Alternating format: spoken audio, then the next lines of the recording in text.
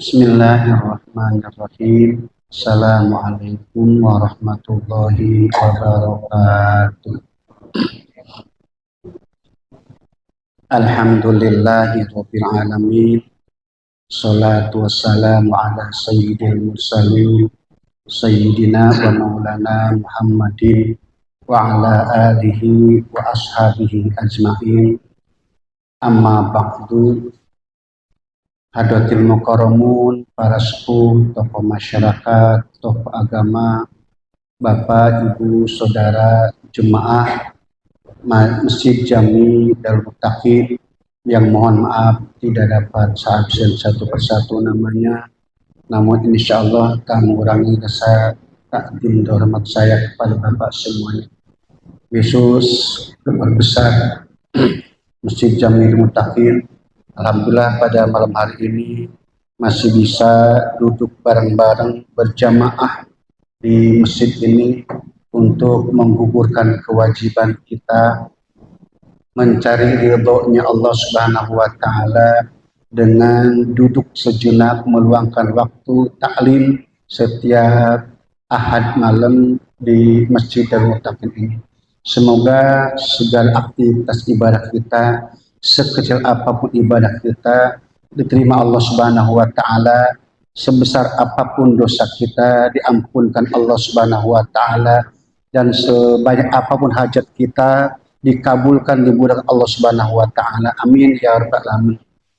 Bapak, Saudara rahimakumullah, kalau kemarin kita bahas tentang thaharah dengan berbagai macam caranya, ketika kita batal wudhunya itu kita sebut punya hadas kecil.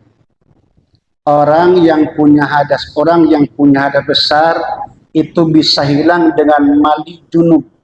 Kita punya hadas besar, kita punya junub, istri kita punya haid, nifas, bisa hilang itu dengan mandi junub, mandi besar. Ketika kita punya hadas kecil bisa hilang dengan berwudu. Tapi ketika kita batal wudunya, ada beberapa amalia yang haram kita kerjakan. Ketika kita batal wudunya, maka ada beberapa amalia yang tidak boleh kita kerjakan. Dalam bahasa Sapi itu, manin taqadha wuduhu harum alaihi arba'atu asya'a. Kalau dalam bahasa Durubahiyah, yahrumu bilas asgori arba'atun. Ada 4 yang ketika kita batal wudhu itu yang tidak boleh kerjakan. Yang pertama, as-sholatu, haram sholat. Orang yang batal wudhunya otomatis batal sholatnya. Kalau diteruskan haram sholatnya. Bapak lagi sholat jamaah, ada saf kedua, ke belakang ada beberapa saf lagi. Pas lagi rakaat kedua atau batal sholat kita, keluar kita ribet, duduk kita malu, kita terusin sholatnya, haram Pak, nggak boleh. Mau nggak mau, walaupun kita nggak bisa keluar, mending duduk deh sebentar nungguin udah. Kalau rapet, misalnya safnya rapet, nggak bisa keluar. Diterusin kita, pura-pura sholat kek, pura-pura biar nggak tahu, tetap Pak nggak bisa, nggak boleh. Batal wudhu, batal sholat, kudu. Makanya kadang-kadang imam itu sengaja ada pintu keluar. Jangan sampai imam batal bisa keluar lewat samping. Yang depan, yang belakang imam maju ke depan. Ini manfaat ada kamar ke belakang itu biar tahu imamnya batal ke belakang. Jangan sampai imam duduk, kan malu juga Pak ya. Imam duduk di depan bener, sholat kagak apa kagak. Imam apalagi Pak Imam. Imam misal batal nih, gengsi dia, terusin Pak haram. Itu semua jam tanggung jawab imam Pak, jangan salah. Maksain malu abis keluarga malu misalkan. Ya, diem kita malu juga. Keluar nggak ada pintu, misalnya nggak pintu. Kan banyak juga Pak masjid yang rapet, nggak ada pintu rapet. Ini ada ruang, tapi soalnya nggak ada ruang. Rapet aja, nggak ada tempat, nggak ada keluar. Ujungnya dia terusin misalnya ngimamin, maka dosanya semua ini makmum semua tanggung jawab si imam Pak. Kenapa? Karena imam batal, betul otomatis kan si makmum berharap ke imam. Makanya di imam teh, masa bilangin semua orang boleh jadi makmum, nggak semua orang bisa jadi imam. Imam batal tanggung jawab ke makmum Pak. Makanya imam nggak mau keluar nyari wudhu lagi, haram sholat. Tuh. Nah, boleh, makanya kita haram setiap batal wudhu, batal sholat. Tapi orang batal sholat nggak batal wudhu. Bapak harus Allah Akbar. Ada kayak cicak misalkan basah gini, itu najis, ya batal nggak sholatnya? Batal ya, sholatnya batal wudhunya? Enggak. Setiap batal sholat tidak batal wudhu, tapi setiap batal wudhu pasti batal sholat. Makanya tuh yang pertama haram sholat, termasuk di dalamnya sebab kata Rasul la sholata liman la wudu'a lahu, tidak sempurna, tidak sah sholat orang yang tidak punya wudhu. Mau nggak mau, walaupun wudhunya Bapak dohor wudhu ke asar nggak batal, sholat lagi boleh. Bapak nih, bahkan Imam Syafi'i itu, karena Imam Syafi'i beberapa imam terdahulu, sholat subuh teh make wudhu sholat isya. Kenapa? Karena tidak batal isya sampai subuh. Bapak maghrib nih, nggak kemana-mana, duduk isya, nggak wudhu lagi sah. Kenapa? Sebab wudhunya tidak batal. Wudhu mah boleh dipakai 2-3 kali sholat. Dohor Bapak wudhu, asar nggak batal, ke asar nggak batal, ke maghrib nggak batal. Itu wudhu dohor dipakai ke maghrib sah. Wudhu mah kayak tamu nggak? Kalau tayamum dohor tayamum, asar tayamum lagi, maghrib tayamum lagi. Kalau tayamum mah, kalau wudhu mah boleh, asar nggak batal. Ya kalau batal mah tadi nggak boleh. Tidak sah sholat orang yang tidak punya wudhu. Termasuk di dalamnya sujud syukur. Bapak sujud syukur nggak punya wudhu nggak sah. Misalkan Bapak di rumah atau Ibu di rumah lagi bersih-bersih rumah, pas anak kita telepon, ya alhamdulillah abang dapat kerja diterima lulus alhamdulillah. Karena senangnya kita langsung bersujud syukur. Sah nggak sujud syukurnya? Nih, Bapak misalkan lagi kata beres-beres di rumah ya, ikut libur, misalkan kita lagi cuti apa misalkan di rumah beres-beres sama istri kita, bersihin atau lagi bantu-bantu istri. Jam 9 anak kita telepon, jam 10 telepon, ya alhamdulillah kakak dapat nih kerja, lulus, insya Allah besok kerja. Senang nggak kira-kira? Senang, sujud kita sujud, sangat sujud syukurnya. Hah? Enggak. Kenapa? Sebab syarat sujud syukur kudu punya wudhu juga. Nggak sah sujud syukur kalau tanpa punya wudhu. Itu Ustaz pemain bola lari gol, senang sujudnya. Itu bukan sujud syukur. Sujud meluapkan kegembiraan. Kalau sujud meluapkan apa? Orang main bola gol, itu sujud mana coba? Mana? Tapi di mana pun sono di mana? Nggak tentu. Kalau sujud syukur mesti ngadep kiblat. Misalkan nih, Bapak Ibu nadar, kalau anak saya lulus, saya mau sujud syukur misalkan. Pas Bapak teh denger sujud langsung, itu belum terbayar tuh hutang. Belum terbayar. Kenapa? Belum sujud, itu baru sujud meluapkan kegembiraan karena saking senengnya dengar anak dapat kerjaan. Saya sujud itu luapan kegembiraan, bukan sujud syukur. Kalau sujud syukur mah masuk kamar wudhu, masuk kamar mandi wudhu, masuk kamar pakai mukena Allahu Akbar sujud. Kamu sujud syukur. Kudu punya wudhu. Kenapa? Sebab sujud itu sebagian daripada praktek ibadah sholat kita. Maka orang sujud sembarangan, nggak punya wudhu, kayak kolor doang lapangan. Habis main bulu tangkis sujud karena menang, habis main bola sujud karena kemenangan. Itu sekali lagi bukan sujud syukur, tapi sujud meluapkan kegembiraan. Maka tadi kalau Bapak niat nadar mau sujud syukur, nadar nih mau sujud syukur kalau anak dapat, tapi Bapak belum, nggak wudhu, belum sujud. Yang tadi sujud itu bukan sujud, masuk punya hutang dari kita. Sujudnya mah Pak, syukur mah sunnah, tapi nadarnya wajib, jadi wajib. Makanya nadar mah jangan anggap sepele. Bapak misalkan, kalau anak saya dapat kerja, saya puasa sunnah 7 hari berturut-turut. Nih, nadarnya kalau anak saya dapat kerja, saya mau puasa sunnah 7 hari berturut-turut. Dapat 3 hari batal, 0 lagi Pak. Kenapa? Kan niat nadar 7 hari berturut-turut. 3 hari batal, berarti keempatnya nggak puasa. Niatnya nadarnya 7 hari berturut-turut. Makanya nadar mah jangan sembarangan. Kalau anak saya masuk kerja, niat puasa 7 hari mah. Kalau 7 hari mah bisa ngambil Senin, Kemis. Sebab kita niatnya 7 hari. Bukan 7 hari berturut, nggak disebut harinya. Puasanya sunnah, tapi nadarnya wajib, jadi wajib. Makanya nadar mah jangan sembarangan tuh, sujud syukur namanya. Kalau kita sembarang nggak bisa. Ada aturannya sujud syukur mah. Mendapat kegembiraan sujud pada Allah, itu sujud syukur namanya. Bacaannya ya bacaan apa sebisa kita, alhamdulillah, amin ya Allah, terima kasih atas nikmat yang kau berikan kepadaku, atas terkabulnya doaku sehingga anak saya hari ini kerja, cukup. Dengan bahasa kita pun cukup, Pak. Allah itu nggak mesti tidak merepotkan bahasa-bahasa Arab, enggak. Justru ketika kita berdoa syukur dengan bahasa kita lebih enak. Saya Pak kalau malam itu doa dengan bahasa saya. Ya Allah, engkau lihat anak saya di pesantren, mereka butuh biaya, maka mudahkan anak saya mendapat ilmunya, bahasa kita aja. Ya Allah, lihat orang tua saya kurang sehat, ya Allah sembuhkan ibu saya.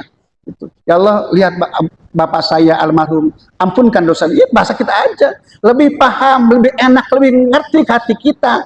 Daripada Allahumma, tapi kita nggak paham. Ini bahasa kita, gampangan. Allah mah paham, Bu. Ustaz nggak bisa bahasa Indonesia, bahasa Cina, terserah bahasa Cina, bahasa apa, terserah. Tuh. Yang pertama, sholat, termasuk syukur. Yang kedua termasuk sujud tilawah. Sujud tilawah pun kudu punya wudhu. Ada orang baca Al-Quran pas sampai ayat sujud tilawah yang disunahkan sujud. Misalnya ada kalimat walahu yasjudun, misalkan tuh. Disunahkan kita sujud, yang baca sujud, kita dengar, oh itu ayat tilawah, sujud tilawah, kita ikut sujud, boleh.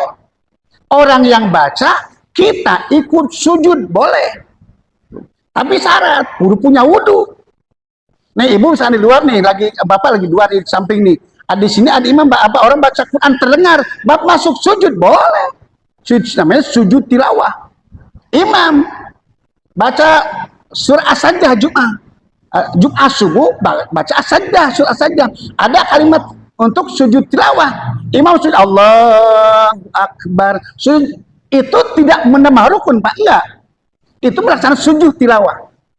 Tapi ketika sang imam mau sujud tilawat, informasi ke makmum. Pernah kejadian Pak di masjid tetangga kampung saya, kiai imamnya cuman kurang nggak konfirmasi ke jamaah. Ketika dia baca surah As-Sajdah, tuh sujud Allahu Akbar, sujud. Imam kan bingung ini, subhanallah, subhanallah. Tuh. Ya imam ikut sujudnya mah. Lah imam Allah kan yang lain tawa, yang lain tidak keder, imam bukan keder. Imam benar, cuma salahnya imam nggak ngomong ke jemaah. Kurnya yang ngomong jemaah, saya akan baca surat ini. Di dalam surat ini ada sujud tilawah namanya. Maka nanti kalau saya sujud tilawah ikut be, ya udah gitu kurnya mah. Dan imam sujud, makmum bingung. Yang belakang subhanallah, subhanallah.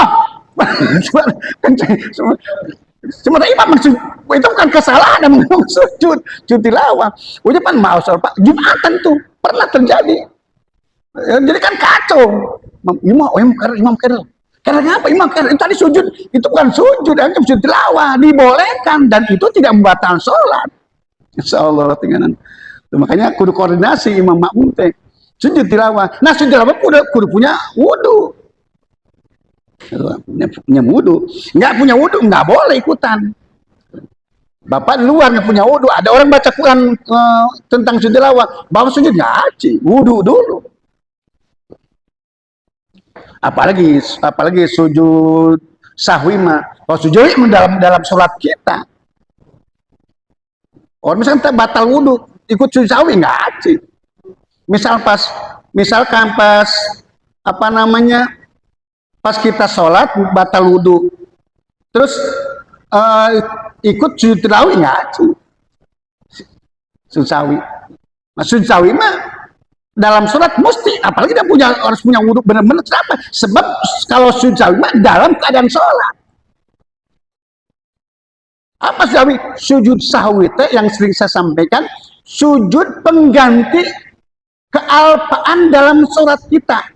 Bapak sholat maghrib, bapak sholat isya, lupa tahiyat awal, batal nggak sholat kita? Bu, batal nggak bu sholatnya lupa tahiyat awal? Ibu sholat duhur 4 rakaat, lupa tahiyat awal, batal nggak sholatnya? Enggak. Kenapa? Tahiyat awal mah bukan rukun, tapi sunat abad. Makanya saya sering ngomong, kalau sholat teh habis sujud ada duduk istirahat sebentar. Allah, sebentar gitu. Langsung diri, jangan sampai diri itu Allah. Kalau begini khawatirnya udah diri kita baru belum tahiyat awal, duduk lagi nama rukun. Mending Allah, belum tahiyat, duduk. Lagian enak, nggak terburu-buru. Allah, duduk sebentar, cuma 2-3 detik, asal nembak aja. Sunnah ini gitu. Imam teh kadang-kadang kan banyak langsung Allah, boleh-boleh saya sah-sah saja. Cuman abdolnya kita ada duduk istirahat sebentar. Allah, langsung duduk sejenak sebentar. Nah, sujud sawit kudu punya, apalagi kudu punya wudu. Bapak ibu sholat 3 rakaat, yang keduanya lupa tahiyat awal, wudu nggak, sholatnya batal. Tapi wayahnya diganti sujud sahwi. Kapan bacanya? Fil alamina innaka hamidum majid. Jangan salam, sujud. Subhana man la yanamu wa la yasu. Allahu akbar. Nggak usah baca robik pilih. Sebab itu bukan doa di antara 2 sujud. Itu mah sujud sahwi. Allahu akbar. Sebentar. Allahu akbar. Allahu akbar. Wassalamualaikum. Nggak usah robik pilih, warhamni, nggak usah. Itu mah bukan duduk di antara 2 sujud. Sujud sahwi namanya. 1 itu haram sholat. Ya, boleh. Kita sholat batal wudunya, batal sholatnya.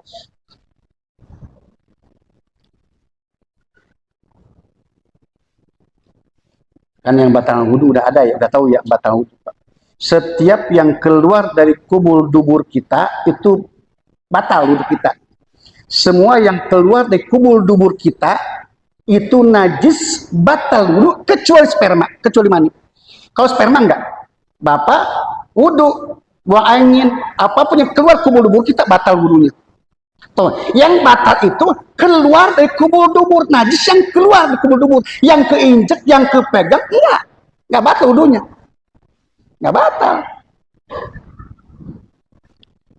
Nah, 1 itu sholat. Waktu yang kedua haram toab. Bapak lagi toab batal, keluar wudhu lagi.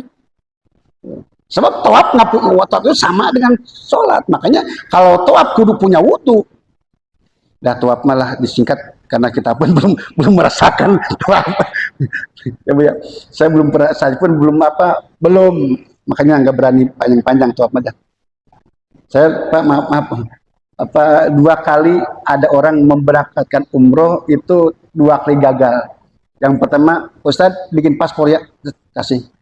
Udah bikin kayak gampang urusan, udah paspor, saya daftar, udah bikin paspor, pas udah bikin paspor, suruh daftarin, ada orang orang lain kayak cemburu. Pak Haji, masa Ustadz baru 2 tahun ngajar, udah berangkat umroh, saya udah puluhan tahun di sini, boro-boro umroh. Akhirnya kan saya artinya masa iya juga, saya baru 2 tahun, dia udah puluhan tahun jadi pengurus, jadi bersih di situ. Akhirnya kan saya nggak ada juga, ya udah pindah Pak Haji, ya gampang. Saya tadi ya, bisa tahun depan siap, paspor kan 5 tahun. Pas tahun depan sakit, pensiun. Nah, belum nasib apa belum, cuma tahu tahun depan orang daru mutakin. Paspor saya ada, paspor masuk tuh. Belum dijual. Tuh yang kedua, yang kedua masuk syai'in minar Qur'ani. Yang ketiga, haram memegang Quran. Sesuatu haram memegang sesuatu, Al-Qur'annya sesuatu itu sempilan Al-Qur'an. Walaupun sebentuk selembar ayat kursi, nggak boleh. Makanya ketika Bapak Ibu malam Jumat Yasinan, Yasin wal Qur'anil Hakim innaka laminal mursalin ala siratim mustaqim, batal wudu, taruh Qur'annya.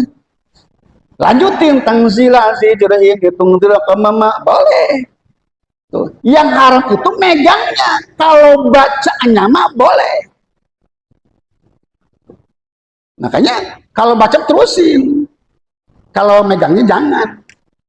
Kenapa? Sebab la yamassuhu illal mutahharun. Tidak boleh megang Quran kecuali orang-orang yang bersih. Bersih di situ orang yang punya wudu. Ustaz, bagaimana kalau yang terjemahnya kan sekarang pada Yasin terjemah, Quran terjemah. Guru-guru saya berpendapat termasuk yang terjemah. Kenapa? Sebab bahasa beliau itu bukan terjemah tapi alih bahasa. Bahasa Qur'annya Alhamdulillahirabbil alamin. Bahasa kitanya segala puji milik Allah. Rabbil alamin, bahasa Qur'annya yang menguasai sekalian alam, itu bahasa kitanya. Jadi dari bahasa Arab alih bahasa ke bahasa kita. Kalau terjemah Alhamdulillahirabbil alamin, segala puji bagi Allah. Allah itu ismu dzatun wajibul wujud. Itu terjemahkan tuh. Alam itu alam dunia, alam akhirat, alam kubur, alam malakut, alam rahim. Itu alam, semua alam dikuasai Allah. Itu berterjemah, menerjemahkan. Bismillahirrahmanirrahim, dengan menyebut nama Allah. Ar-Rahman, sifat Allah yang berikan nikmat di dalam dunia. Kalau ada kan Ar-Rahman, sifat Allah yang maha pengasih. Diuraikan Allah yang mengasihi di alam dunia, semua makhluk Allah di alam dunia, yang ibadah, yang maksiat, yang taat, semua dikasih nikmat Allah. Itu terjemah, menerjemahkan, menguraikan. Kalau dengan namanya nama Allah, itu alih bahasa dari bahasa Quran Arab ke bahasa kita. Makanya guru saya tidak boleh juga Quran yang ada terjemahnya, sebab itu termasuk Quran. Ustaz kan banyak bahasa Latinnya, sama baik. Emang bahasa kita perwayannya tulisan banyak. Makanya awas, kadang-kadang kita naruh ayat kursi di stang motor, sementara kita nggak punya wudhu, sama nggak boleh itu. Tapi kadang-kadang di pintu ada ayat kursi. Kalau bisa mah jangan, kecuali di rumah kali ruangan besar, kaligrafi itu barangkali dibolehkan. Ayat kursi itu bukan untuk dipajang, tapi untuk dibaca. Bahkan kemarin Habib Umar Al-Hafidh itu mengijazahkan orang yang baca ayat kursi setelah sholat 5 waktu, tidak ada jarak antara orang itu dengan surga kecuali kematian. Maka sama kalau di kampung saya, di masjid saya kalau maghrib itu baca ayat kursi. Allah salam, minka salam, waalaikumsalam, nabi salam, langsung Fatihah. Alhamdulillah, Fatihah baca, waladhdallin, baca wa ilahukum ilahu wa dinul, baca ayat kursi, Allahu la ilaha illa huwal hayyul qayyum. Baca ayat kursi saya mah. Kalau di kampung saya, kalau di sini mah takut belum biasa, takutnya Ustaz namain baik. Nambah lamain baik. Tahu yang wiridan diomelin dulu. Masya Allah. La ta'khudu sinatun. Awas Pak. Banyak orang baca ayat kursi, la ta'khudu sinatun. Nggak ada sadar tuh. Jangan sinnatun wa sinnatun, nggak ada sada, nunnya nggak ada sada. Makanya la ta'khudhu sinatu wala naum. Jangan sinnatun, jangan. Nunnya nggak ada sada. La ta'khudhu, tak terhingap Allah. Allah yang tak terhingap oleh tidur ngantuk. Ngantuk aja, nggak boleh tidur Allah. Tuh. Makanya kita tuh batuk kursi awas. Makanya kalau kita sendiri rumah silahkan baca kalau salah baca ayat kursi sekali ataupun habis doa baca ayat kursi. Bahkan saya Pak istri saya kalau masuk rumah assalamualaikum, kadang-kadang assalamualaikum warahmatullahi wabarakatuh, baca ayat kursi. Masuk rumah pun istri saya baca ayat kursi. Allahullah, kan katanya ketika kita masuk rumah baca ayat kursi, maka Allah jaga kita, Allah hindari kita dari berbagai musibah. Pada ayat kursi pada apal ya Pak ya. Saya yakin orang sini ayat kursi pada apal. Cuman permasalahannya awang bahasanya kadang lupa ya. Baru ayat kursi, kadang bismillah makannya lupa apa nanti kita mah. Masya Allah. Oh ya, orang caleg sekarang perlu ayat kursi. Ya, perbaca ayat kursi, pas udah jadi dewan. Kursi yang dibuang ayatnya, ayat dibuang kursi dikawak. Masya Allah, tinggal rebutin kursi Pak. Sampai habis ratusan miliaran ngerebutin kursi. Padahal kata sama kalau nggak punya kursi kurma saja, no ada kursi bocah lagi. Baik haram megang Quran, termasuk ikro. Bapak nggak ngajar ikro nih ya. Ikro itu Pak 9 potongan ayat-ayat Quran. Maka termasuk itu kalau kita nggak punya wudhu, apalagi punya head juga nggak bisa, nggak boleh ya ikro. Ustaz kan ikro kecil, bukan kecilnya. Itu ikro teh 9 ayat-ayat Al-Quran. Satu ayat apa pegang, ayat apa pegang, termasuk kecuali al-arbar janji. Al-arbar janji boleh. Misalkan nih kita maulidan nggak punya wudhu, pas baca ya Nabi salam pegang majeng boleh. Ustaz kan itu bahasa Arab, tulisan Arab. Nggak semua tulisan Arab itu Quran Pak. Setiap tulisan Quran pasti Arab. Tapi nggak semua tulisan Arab itu Quran. Saya sering nulis apa makalah gitu pakai tulisan Arab, bukan Quran. Bahkan saya sering nulis bahasa Indonesia dengan Arab. Karena tulisan Arab saya agak bagusan ketimbang bahasa Latin saya. Maka kadang-kadang saya tulisan Arab aja, agak sedikit ngerti. Tulisannya agak bagusan. Kalau tulisan Latinnya acak-acakan. Dulu jadi dokter nggak jadi kali, tulisan jelek banget, nggak kebaca. Boleh tuh Quran yang Quran. Apapun yang dalam Quran kalau bacanya boleh. Makanya Pak kalau saya sering ngomong awas kalau Quran mah kalau yasinan mending baca yasinnya ketimbang baca yasin di HP kita. Pahalanya sayang terbuang. Bapak Ibu megang baca yasin, megang Quran, yasin wal Quran, megang yasinnya udah berpahala Pak. Bukanya pegang pahala, melihat huruf Al-Qur'annya udah berpahala. Tuh. Bacanya apalagi? Tuh.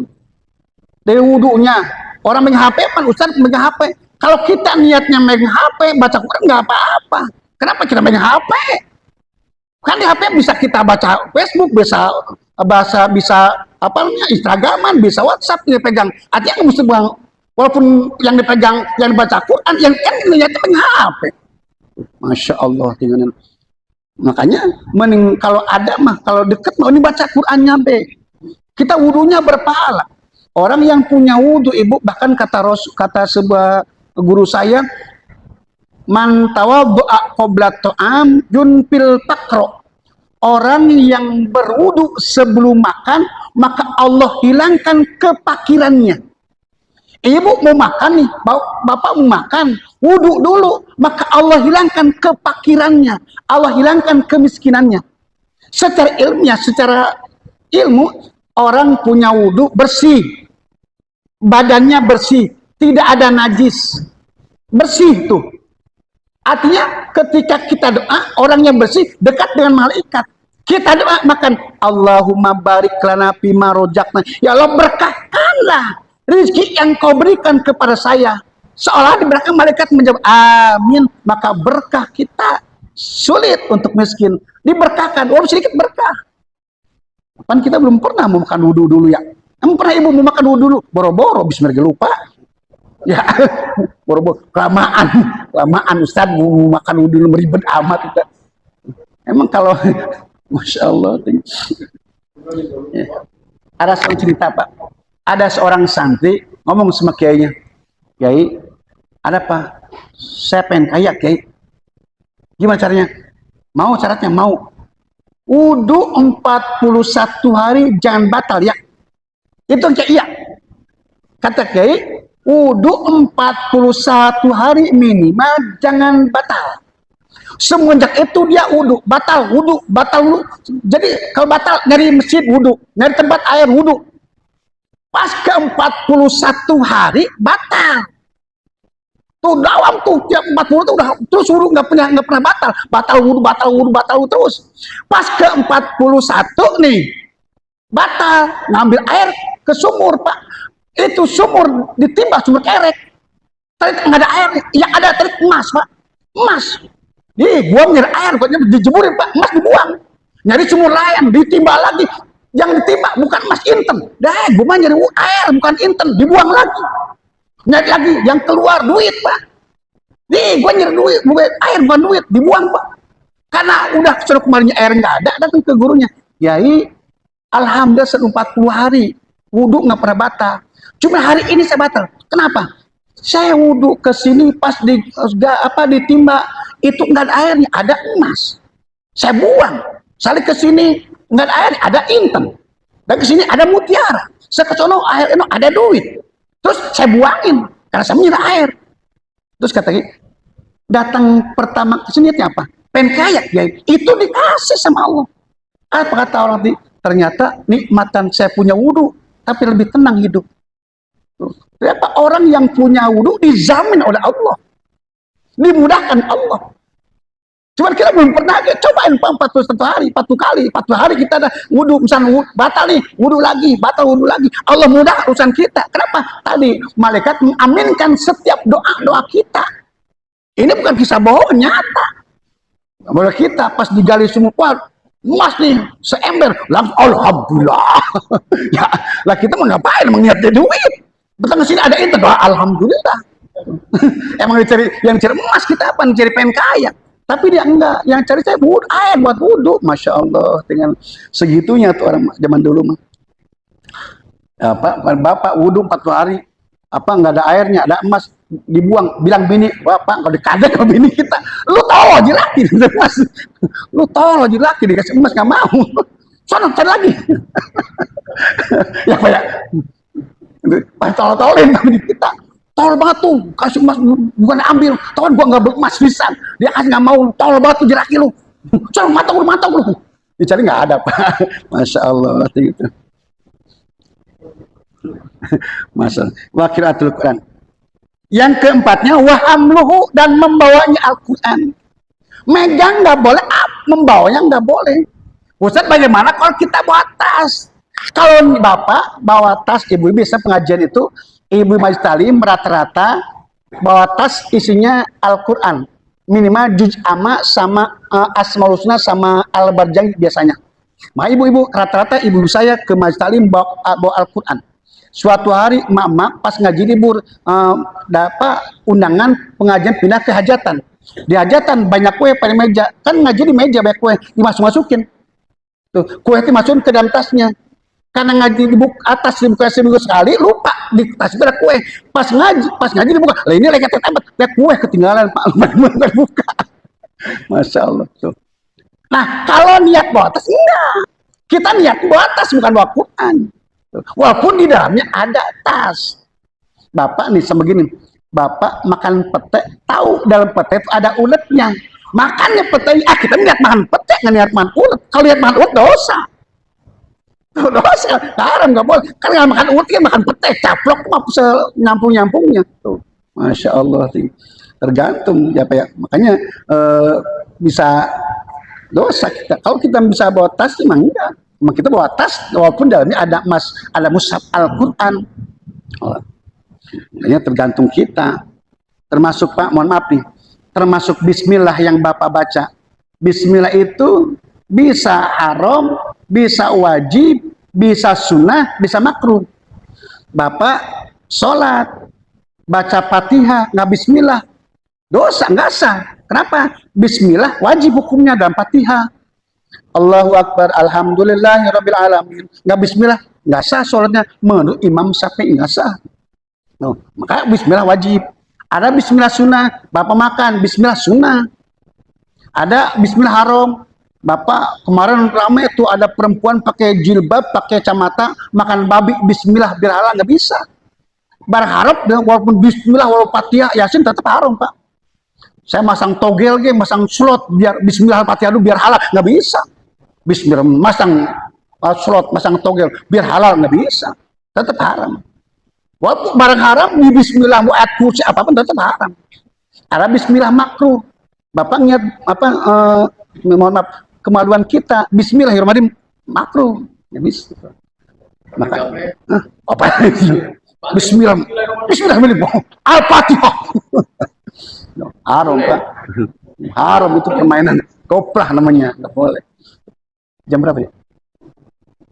Ada waktu lagi itu yang sampaikan 4 hal yang tidak boleh kita kerjakan ketika kita batal wudhu kita. Masih ada waktu sekitar 4-5 menit, silakan. Paling di rumah itu kan Quran biar beda. Kan saya nggak punya wudhu, saya membersihin itu kotor. Kan pasang kan harus diangkat, apa kita wudhu dulu pasang? Kalau bagi tahu kan gimana? Ya.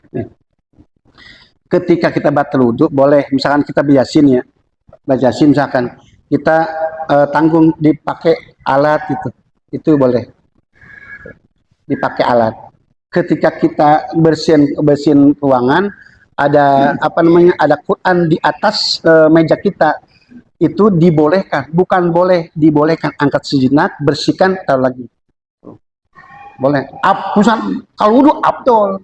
Seandainya tidak wudhu pun kita apa namanya dipindah sejenak itu dibolehkan, bukan boleh. Beda ya antara boleh dan dibolehkan.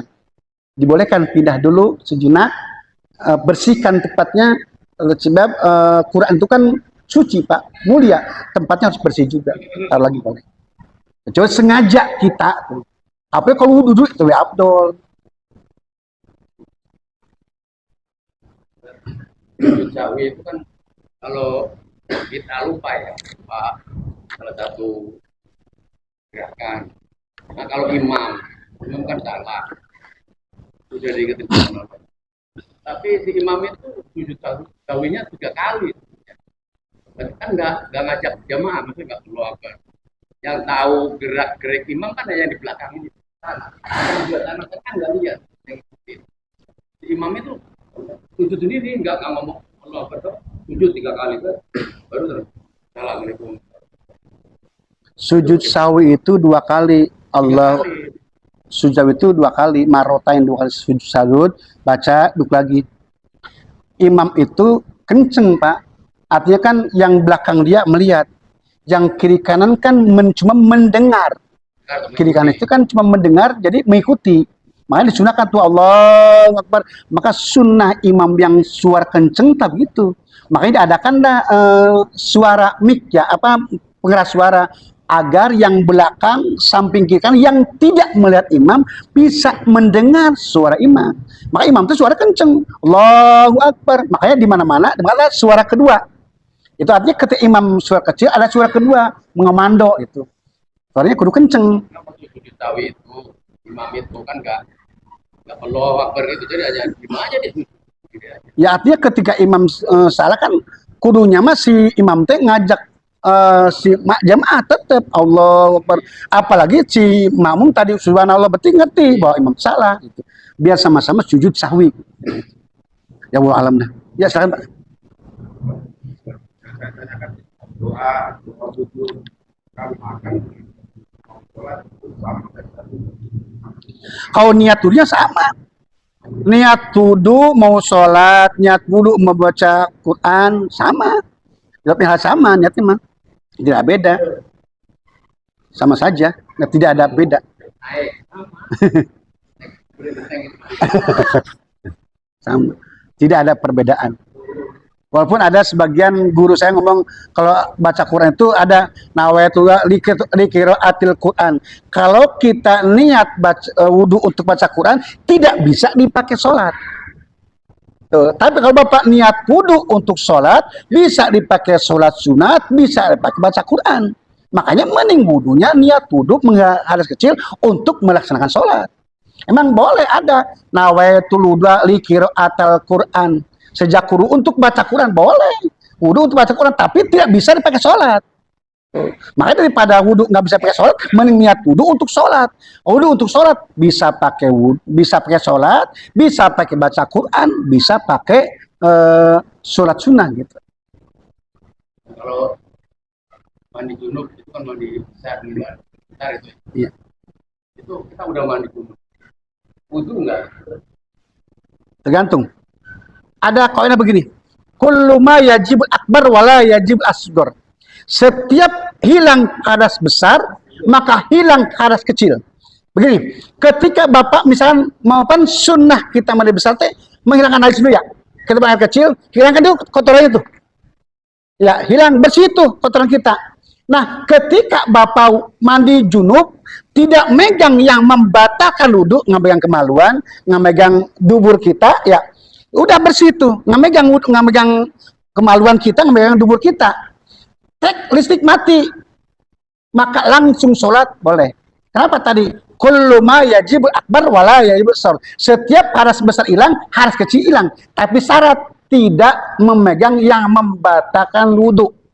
Oh jebur, tapi habis bersih megang kemaluan lagi batal. Wudhu boleh asal tidak membatalkan yang membatalkan wudhu. Asal tidak megang kemaluan, megang dubur kita yang batalkan.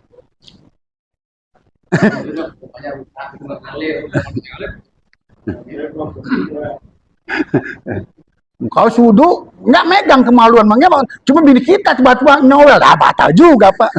Sama juga itu mah. Pegang itu sengaja. Tahuan sengaja yang pengen wudhu, pegang juga.